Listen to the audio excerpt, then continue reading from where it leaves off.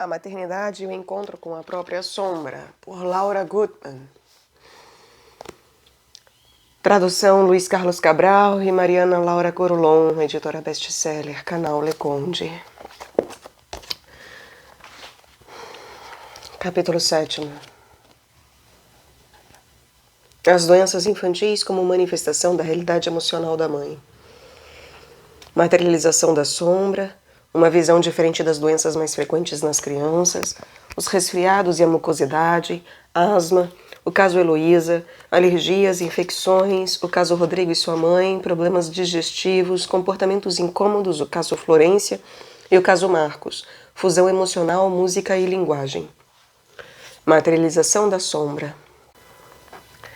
Os processos do mundo material adquirem significado quando os compreendemos no mundo das ideias. Reconhecemos com facilidade os processos funcionais, mas confundimos o que vemos com o que é representado. Por exemplo, o termômetro representa a temperatura do corpo, mas não produz tal temperatura. Quando o mercúrio sobe, interpretamos que o corpo está mais quente. Dessa maneira, abordaremos o tema das doenças mais além do meramente funcional, ou seja, como sistema de representação do ser humano. As pessoas funcionam em vários planos simultaneamente, nos planos físico, mental e espiritual. O ponto de partida sempre é a consciência, que emite determinada informação. Quando o modelo é mais ou menos harmonioso, nós o denominamos saúde. E no caso de ser menos equilibrado, nós o chamamos doença, embora esses dois termos não representem algo tão concreto quanto costumamos acreditar. Elaboramos a maioria das situações que vivemos nos planos superiores. Quando o sentimento é doloroso e por alguma razão inconsciente, ou porque não coincide com o que admitimos, resolvemos descartá-lo, e ele reaparece no plano físico, ou seja, ele se materializa. Essa materialização inconsciente de aspectos ocultos de nossa alma se intitula sintoma. O sintoma corporal invariavelmente incomoda. A primeira reação é querer eliminar esse incômodo que vem de fora para nos prejudicar. No entanto, o sintoma físico é o melhor indício de que o ser humano dispõe para buscar a origem do desequilíbrio. É notável que a medicina ocidental se dedique tanto a fazer desaparecer infrutíferamente todos os pedidos de atenção, sem sequer demonstrar curiosidade pelos verdadeiros motivos da manifestação dos sintomas. O corpo não está doente. A doença se equipara ao estado de consciência da pessoa. Por isso, não pode haver divisão entre doenças psicossomáticas e doenças puramente orgânicas, uma vez que todas as manifestações do corpo têm relação com os planos mentais e espirituais, ou seja, tudo é psicossomático.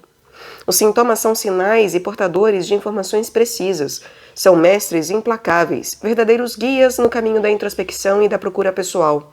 Por isso, é necessário aprender e compreender a linguagem dos sintomas. O que não queremos ser, o que não queremos admitir, o que não queremos recordar, tudo isso forma nosso polo negativo, forma a nossa sombra. Repudiar a outra metade de possibilidades não a faz desaparecer, apenas a nega na consciência. E a sombra é tudo que o indivíduo não pode reconhecer em si mesmo. A sombra nos angustia, por isso nós a rejeitamos. A sombra nos adoece, ou seja, se materializa, trazendo-nos o outro polo não reconhecido. E então nos completa. A doença é sempre uma parte da sombra que se introduz na matéria, indicando o que me falta, o que rejeitei, o que esqueci e o que desprezei. Só podemos ver a sombra quando ela está projetada, como no espelho. Para isso precisamos de um espelho. É assim que o nosso corpo funciona. A sombra é tudo que o indivíduo não consegue reconhecer em si mesmo, para acabar, paradoxalmente, se ocupando especialmente dessa parte. A doença sempre nos mostra o outro polo, a parte oculta que preferimos desconhecer. A sombra contém tudo o que consideramos ruim, e isso nos leva a acreditar que devemos combatê-la. Mas acontece que o bem depende do mal, e vice-versa. Se fôssemos capazes de reconhecer e aceitar nossa sombra, talvez não houvesse nada a combater. Talvez nos dedicássemos a ouvir o que a doença tem a nos dizer.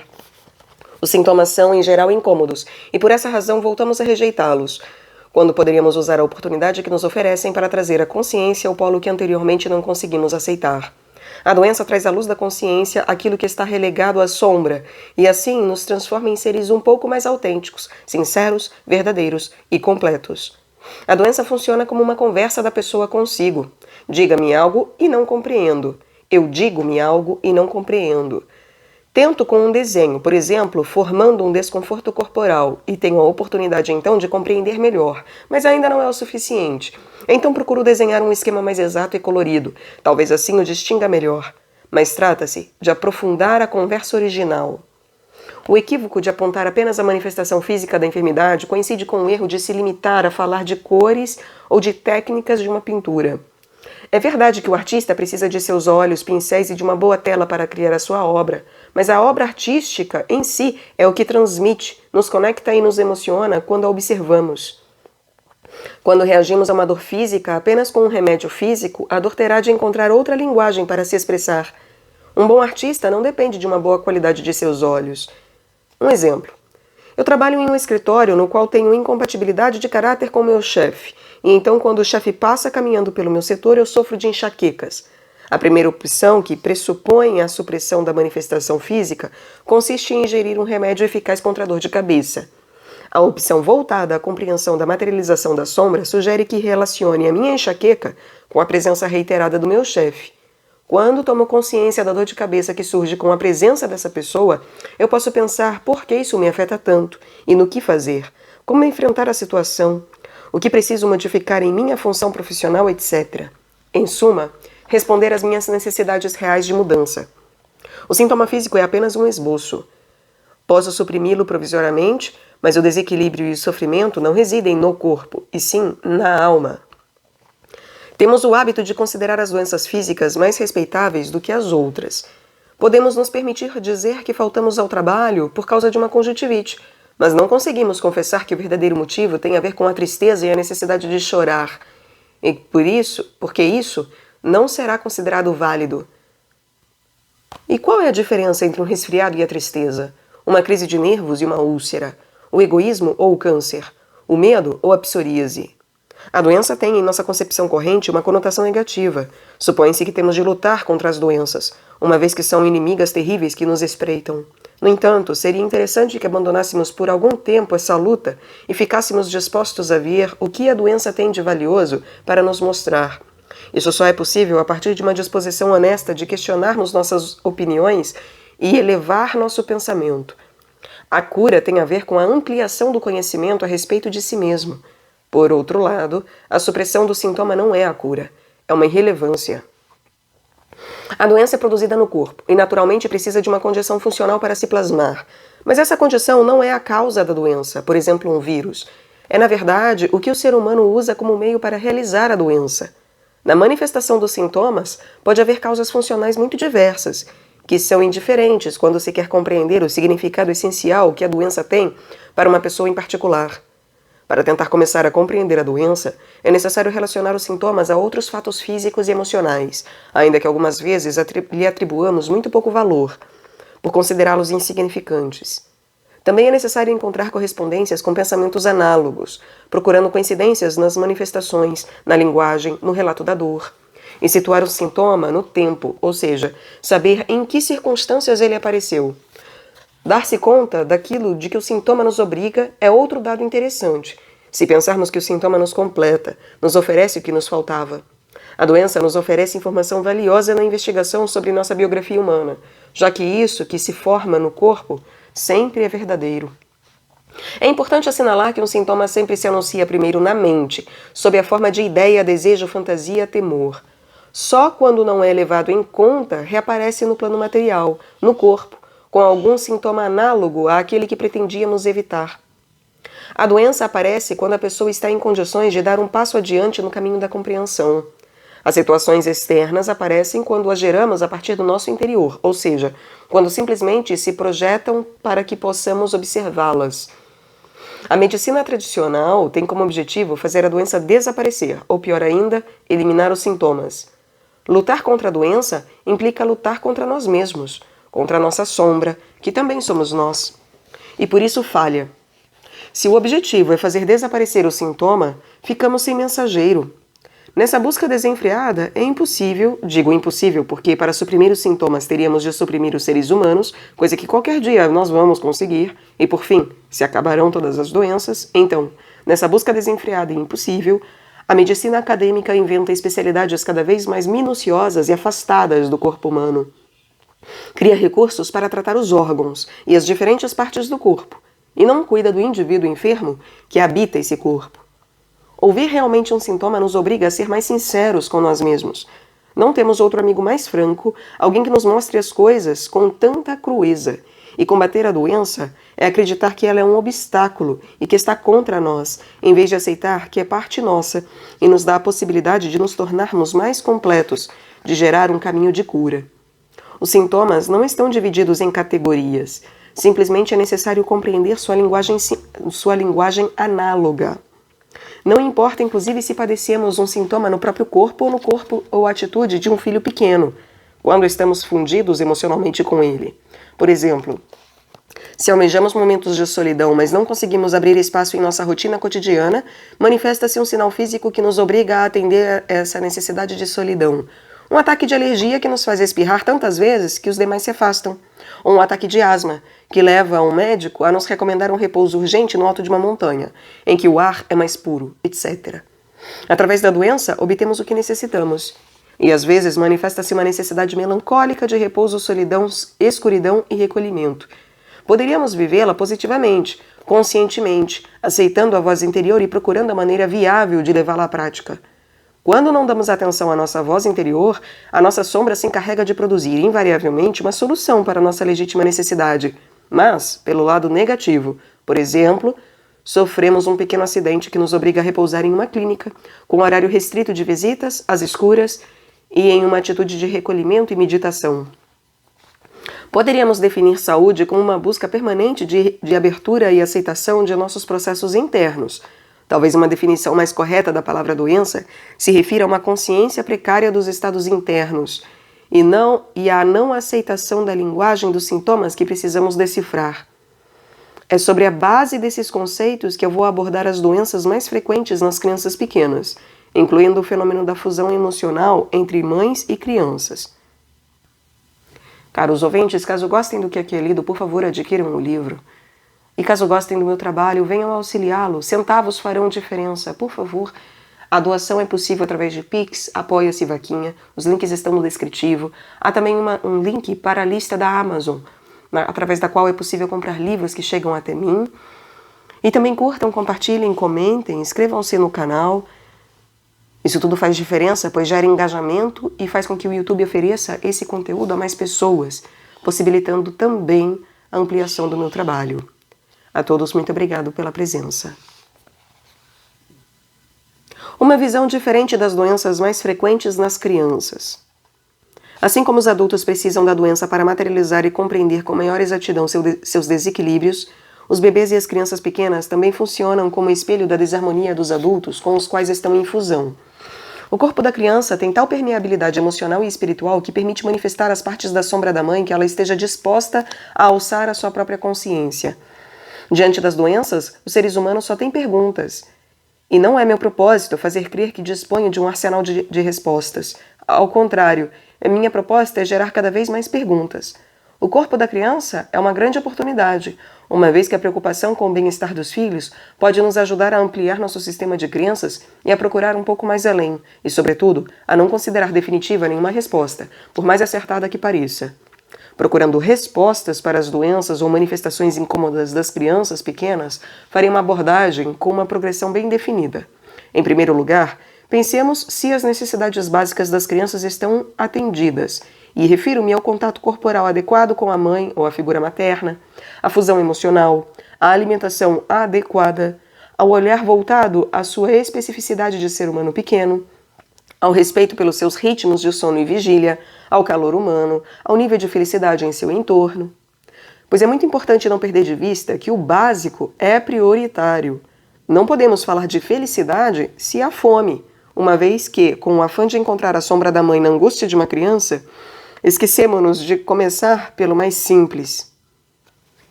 Assim que determinarmos que a criança tem suas necessidades básicas satisfeitas, então sim buscaremos na sombra da mãe. Isto é usualmente possível com apoio externo. Eu proponho a construção da biografia humana, descrita sobretudo em meu livro A Biografia Humana, e também o poder do discurso materno e em O Amor, Amor ou Dominação. Os estragos do patriarcado. Ainda que qualquer sistema de interrogação profunda e honesta, fora dos preconceitos psicológicos habituais e com um profissional treinado, isso também seja possível.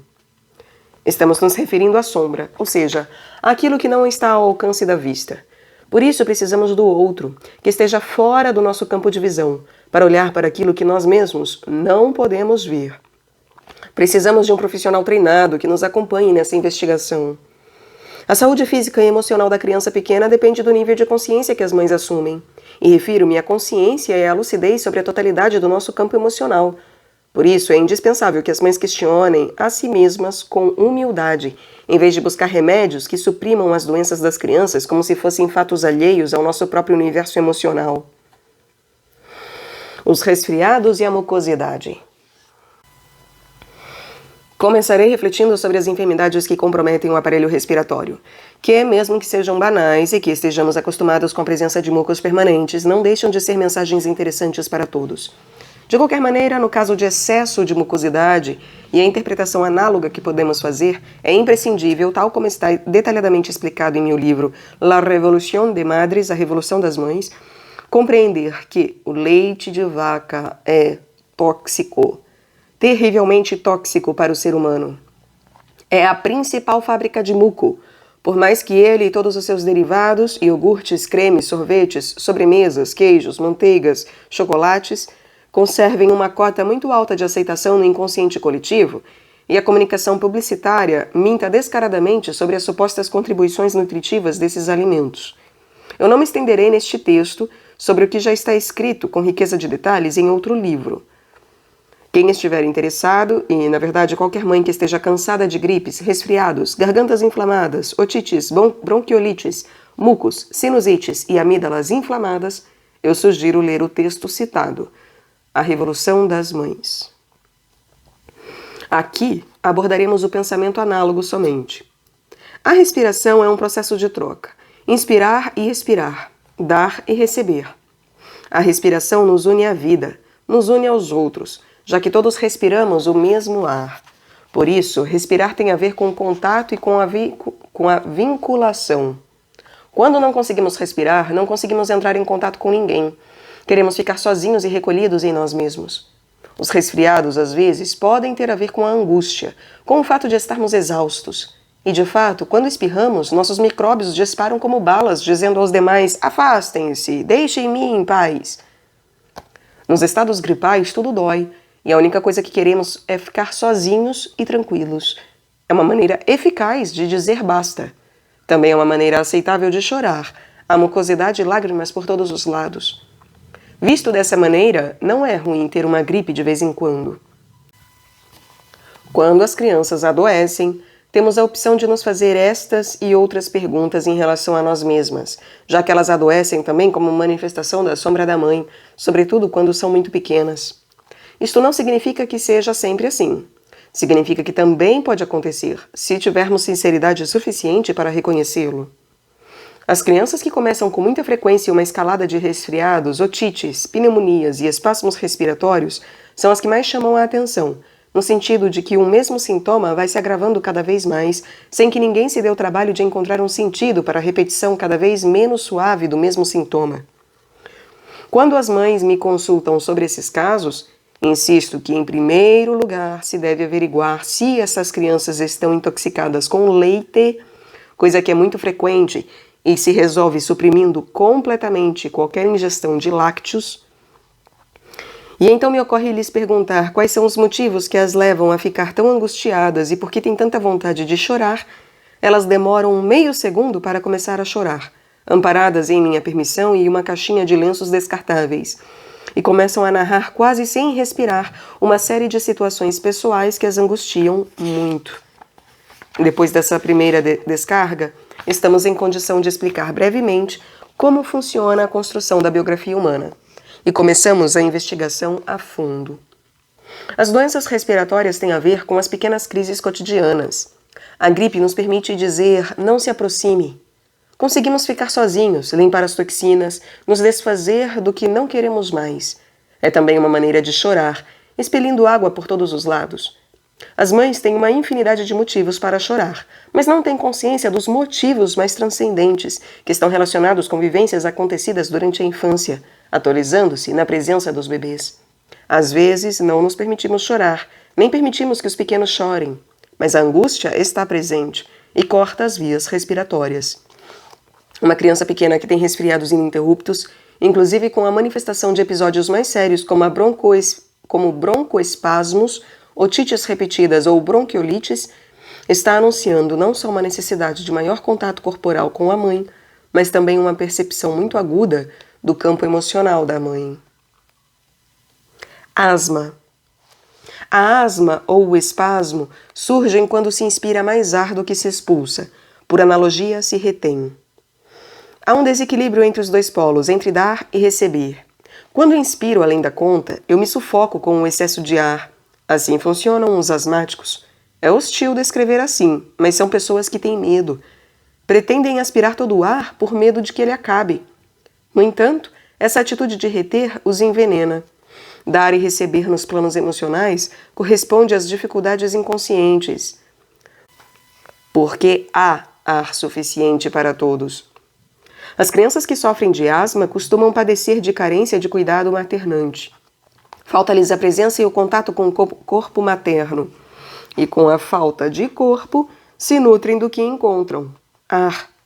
Os adultos que se recordarem de suas crises de asma quando crianças perceberão com tristeza as noites em que, em meio ao sufocamento, eram capazes de encontrar sozinhos, na escuridão, o broncodilatador e usá-lo. Que solidão e que angústia! Eram apenas crianças se afogando na escuridão da noite, sem o corpo de sua mãe. Os asmáticos são doentes de solidão.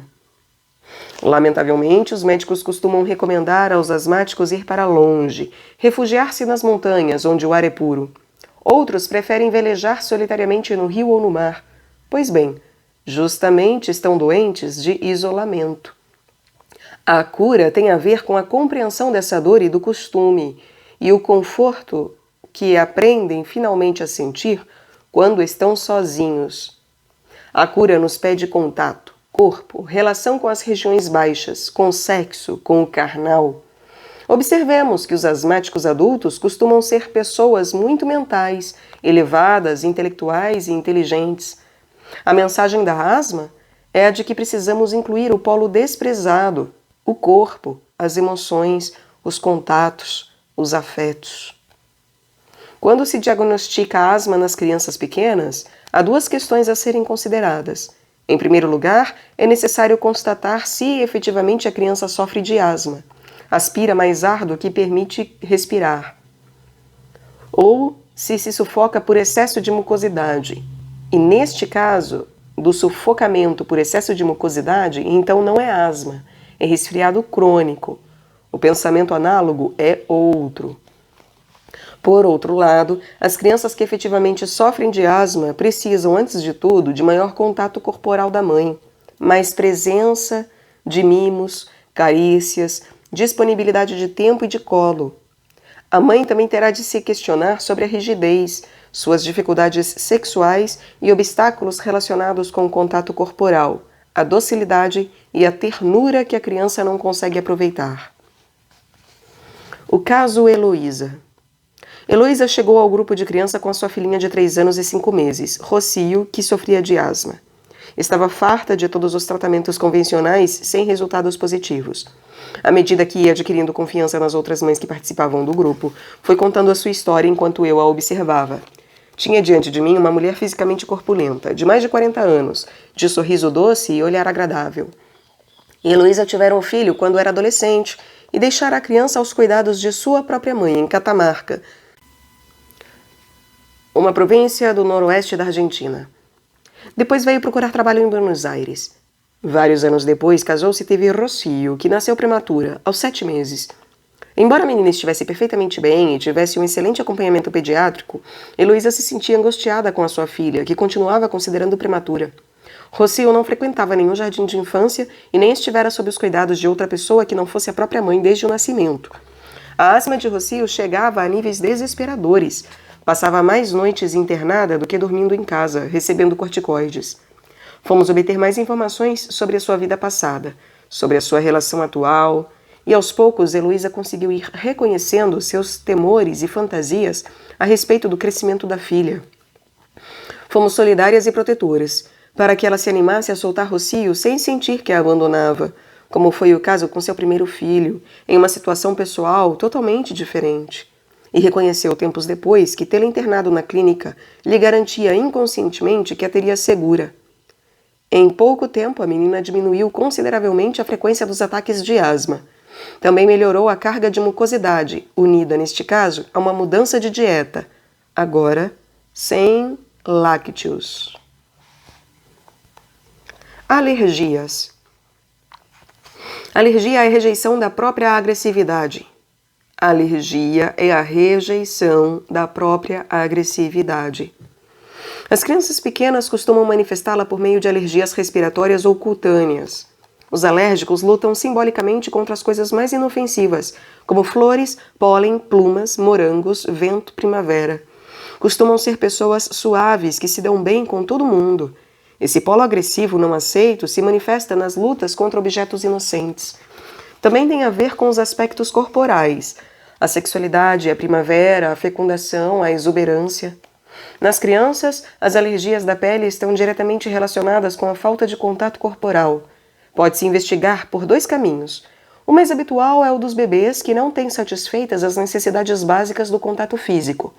Eles não são suficientemente pegos no colo, portanto, a pele brota, reclamando carícias. Também existem bebês que, como foi dito, manifestam a sombra da mãe. E nesses casos é pertinente que a mãe se pergunte: eu tolero o contato físico com os outros? Como eu vivo a minha própria sexualidade? Entro em contato com os meus sentimentos íntimos? Eu suporto os afetos íntimos? Tudo o que conseguimos aprender se torna interessante quando observamos com atenção o órgão mais visível do nosso corpo, que é a pele.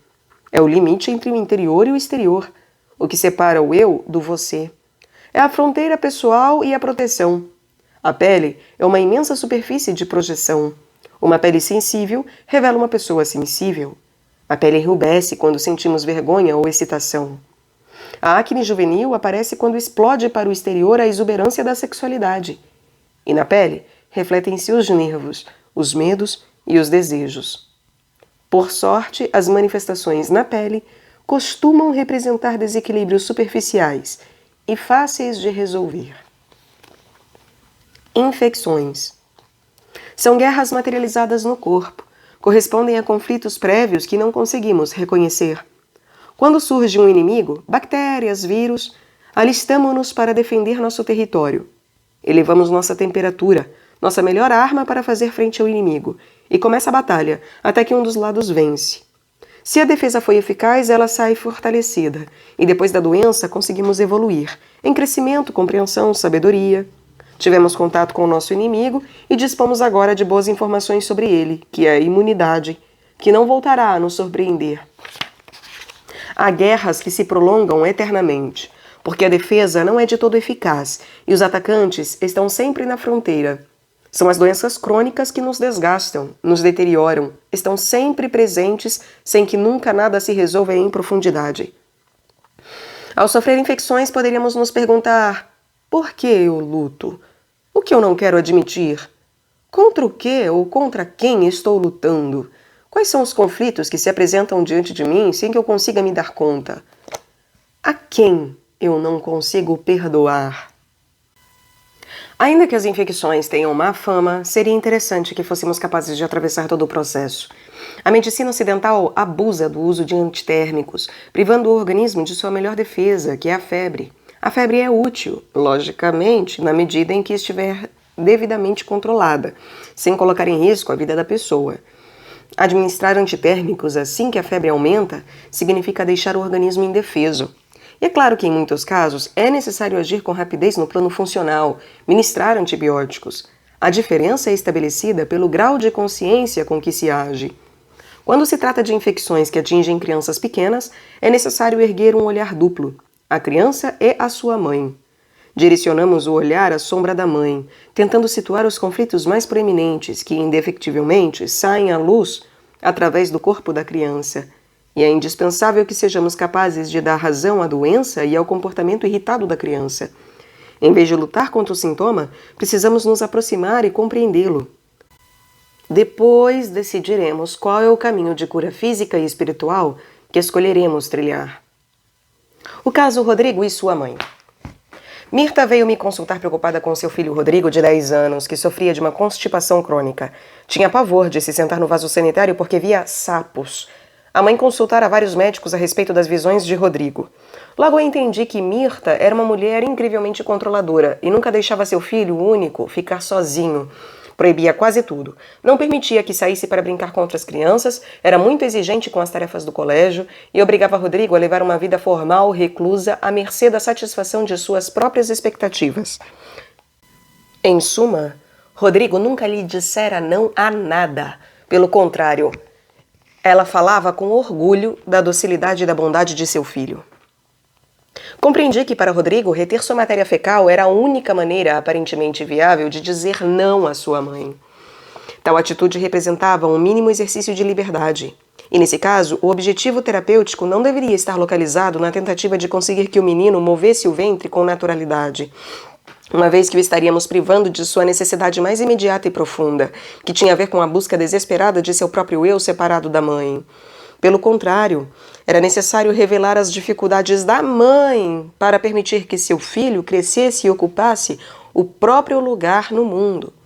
Era fundamental que tirássemos o olhar do sintoma em si e compreendêssemos sua linguagem análoga. Os sapos o ajudavam a agregar credibilidade à sua desafiante postura. O dar e o receber fazem seu jogo na produção da matéria fecal, na mucosidade, na alimentação, e tem a ver fundamentalmente com a comunicação. A constipação era, nesse caso, um grito desesperado. Foi necessário trabalhar com Mirta suas próprias debilidades e temores que a mantinham aferrada desmedidamente ao filho. A constipação foi se resolvendo pouco a pouco. O importante foi o processo que Mirta empreendeu com relação à totalidade de sua biografia humana. Problemas digestivos. Recordemos que nos primeiros anos de vida o aparelho digestório é extremamente imaturo. Quase todos os distúrbios se normalizam quando o bebê é alimentado exclusivamente no peito. É necessário avaliar se as desordens digestivas estão ligadas ou não ao tipo de alimentação.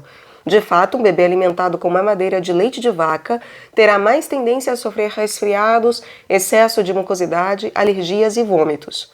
Há casos sérios de desarranjos sofridos por bebês que eram amamentados no peito, mas passaram a ingerir também, prematuramente, antes dos 6 meses, alimentos sólidos. Quando o bebê é alimentado apenas com leite humano, mas os problemas digestivos são muito graves, Então é pertinente afinar o pensamento e entender o que o bebê-mãe não consegue digerir, metaforicamente falando. Vale recordar que os bebês nascidos prematuros vão demorar muito tempo para amadurecer o aparelho digestivo. Isso se resolve com leite materno e com paciência. As doenças dos bebês refletem uma linguagem clara, fácil e direta. Eles dizem com o corpo que não podem transmitir com palavras. É importante discernir se as disfunções têm origem em situações emocionais da mãe, perguntando-se: o que eu não consigo engolir? O que é inaceitável para mim? O que eu rejeito? O que eu não admito? O que quero arrancar violentamente de mim? Entre outras questões. Ou se os problemas têm origem na alimentação e em um habitat inóspito. O que o bebê manifesta não é apenas por causa de, mas também para algo. Acalma-nos saber de onde vem a doença, mas é necessário nos perguntarmos também aonde ela nos leva. O que precisamos descobrir? Cada manifestação física incômoda de nossos filhos permite que questionemos algo mais profundo e escondido de nossa personalíssima sombra. Cada manifestação física incômoda de nossos filhos permite que questionemos algo mais profundo e escondido de nossa personalíssima sombra. Comportamentos incômodos. O caso Florência. Quando os pais de Florência vieram a meu consultório, estavam muito preocupados, pois a menina de 7 anos era insuportável, impossível de conviver em família, enfim, antissocial. Tinham outra filha de 5 anos, chamada Clara, e um recém-nascido, chamado Bruno, que mamava placidamente no peito da mãe. Florência parecia selvagem, não respeitava nenhuma ordem, brigava o dia inteiro, tinha comportamentos estranhos, como por exemplo lambuzar o rosto antes de ir para a rua, e era difícil vesti-la e realizar qualquer atividade em conjunto. Pedi que me relatassem brevemente suas histórias pessoais e os eventos mais importantes desde que haviam se casado. Florência nasceu por meio de uma cesariana, e depois Patrícia, que é a mãe, foi diagnosticada com uma depressão pós-parto e medicada psiquiatricamente. Essa medicação impossibilitou-a de cuidar da neném durante todo o primeiro ano de vida. Não pôde amamentá-la nem vincular-se emocionalmente, e as recordações que tinha desse período eram confusas. Depois ficou grávida da segunda filha e decidiu por conta própria abandonar a medicação. A partir daí, conservava recordações lúcidas, como a recuperação da relação com Florência depois do parto de Clara, a amamentação normal dessa filha e, alguns anos após, mais uma gravidez e o parto de Bruno.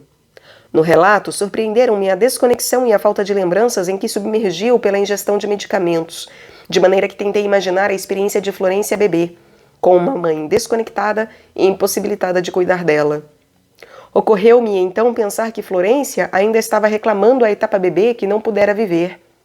Queria abraços, atenção permanente, colo, exclusividade, disponibilidade. Os pais se surpreenderam ao constatar que Florência só funcionava quando estava sozinha com alguém.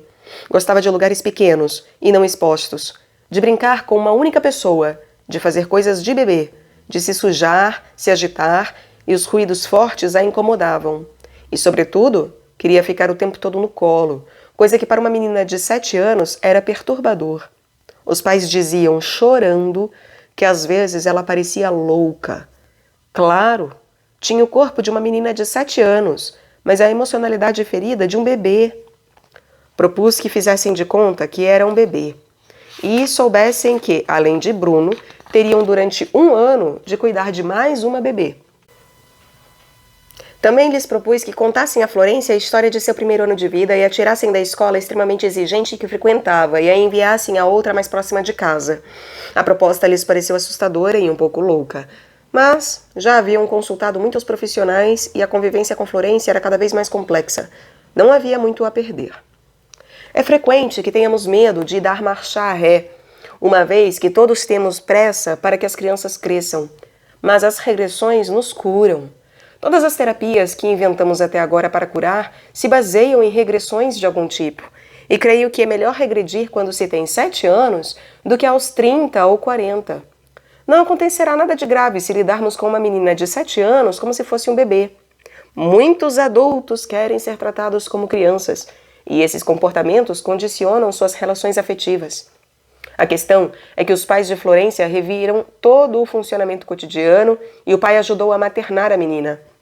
pois a mãe estava, além do mais, sendo mãe de um bebê real. Constataram várias vezes que era possível fazer praticamente qualquer coisa com Florência, desde que ela se sentisse totalmente protegida e cuidada. Sempre que era possível, alguém brincava com ela a sós, fazia um programa dedicado exclusivamente a ela, e assim gerava-se uma espécie de comunicação íntima. Essa reabilitação levou quase um ano, similar ao tempo que Florência necessitava recuperar de intimidade e fusão emocional com a mãe. Tornou-se uma menina normal, muito exigente, de certo, mas uma criança com quem foi possível conviver em família. É necessário realçar a generosidade dos pais, que deixaram de lado as opiniões e os preconceitos sobre o que está certo e o que está errado e se dedicaram a oferecer a Florência aquilo de que ela necessitava. O caso Marcos. Fusão emocional, música e linguagem. Carmen, mãe de Marcos, de 3 anos e 5 meses, me consultou porque seu filho parecia ter um problema de linguagem. Só era capaz de repetir as frases. Por exemplo, quando lhe perguntavam: Marcos, quer beber água? O menino respondia: sim, quer beber água. Nunca falava de forma autônoma para se comunicar. Limitava-se a repetir, negativa ou afirmativamente, na terceira pessoa do singular, por ele ou você. Por outro lado, parecia ter um desenvolvimento intelectual avançado, pois era capaz de armar sozinho um quebra-cabeça de 300 peças.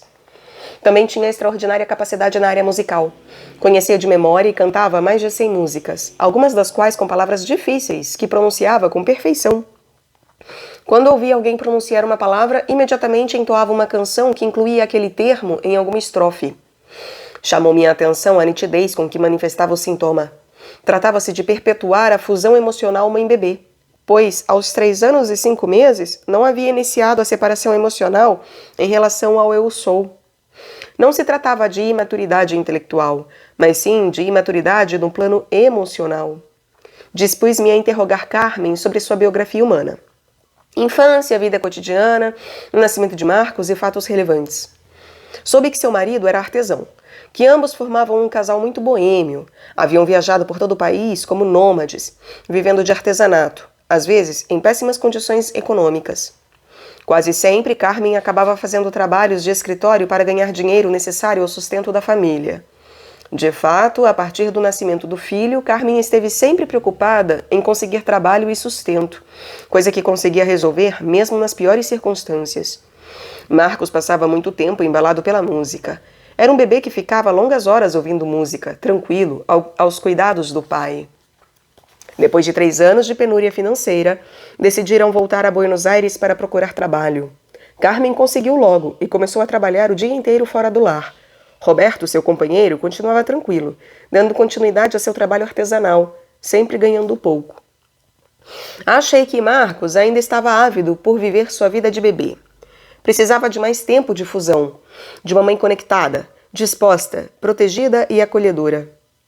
Embora a intenção de Carmen fosse ser uma boa mãe, a realidade vivia empurrando-a para longe. Eu disse a Carmen que Marcos havia adotado a música como elemento maternante. Ao fim e ao cabo, era a música que o acompanhava por longas horas durante a ausência da mãe.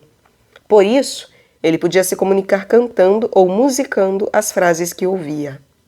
Marcos falava como se fosse outro. Não podia dar início ao processo de separação, porque ainda tinha fome de fusão. Propus a Carmen que desse ao filho o que ele lhe pedia. Tempo fusional. Sugeri que, em vez de estimulá-lo para que falasse como uma criança normal de 3 anos, lhe oferecesse tempo de bebê, colo, espaço compartilhado, braços, canções. Quando ele tivesse uma dose suficiente de mãe interna, estaria em condições de abandonar a fusão. Era uma criança extremamente inteligente, mas seria necessário enfrentar a verdadeira dificuldade: os acordos de casal. Era indispensável que Roberto, o pai, arranjasse um trabalho que cuidasse de sua família e que sustentasse emocional e economicamente a sua mulher para que ela tivesse condições de exercer a maternidade em liberdade para o filho de ambos. Que desocupasse o lugar de filho, porque esse lugar tinha de ser ocupado pelo filho real, que era Marcos. E, de fato, Começou aí um conflito de casal. Mas essa é outra história.